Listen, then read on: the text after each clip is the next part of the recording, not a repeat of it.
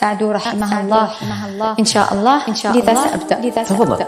تفضل. عذرا أيتها البراءة المغدورة، أي قصائد الرثاء التي سأخطها بقلمي، وأي عبارات المساواة التي سأقولها بقلبي، وكل مشاعر الأسى والغضب التي تمتلكني، وتلك النهاية المفجعة للزهرة شيماء التي تمزقني. شيماء غرس فيها الاغتصاب ألما، فقطعت وحرقت ورميت أشلاؤها، وشاء الله أن يكون القبر مسكنها.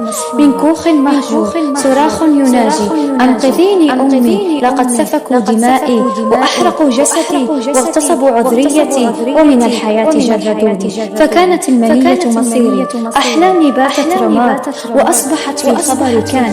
في عالم اعتبروا من مس نفسا واستباح دماءها رجل الحرب وبطل الشعب، شيطان من سرق بسمة أمي وأحال فرحتي البريئة إلى مات شيعت فيه جنازتي. فارحميني يا جزائر وعمقي في الاجتياح، اصنع المجد وطبق القصاص، حرر البراءة والنساء من رجس السفهاء. صلى الله عليك يا خير الأنام، فقد استوصيت بالنساء خيرا، ولكن شتان بينهما. فنحن الأمة التي تغتال نسائها وتغتصب أطفالها وتحرق أشلاءها.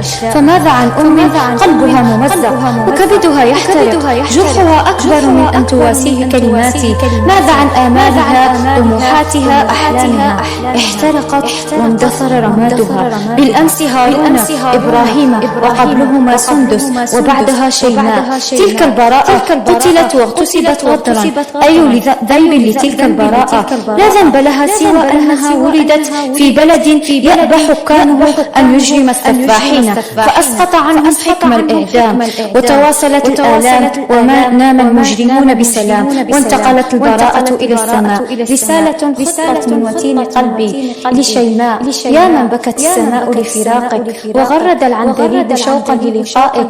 يا شقائق النعمان، يا فقيدة الأمان، ويا ضحية الزمان، لعلها توقظ فيكم الضمير. للحق نحن صامدون، ولتفنيد الباطل مجبرون، وللقصاص نحن طالبون، وللنهاية المفزعة رافضون.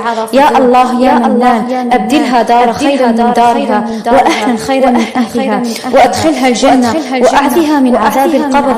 اللهم عاملها بما أنت أهلي، ولا تعاملها بما هي أهلي.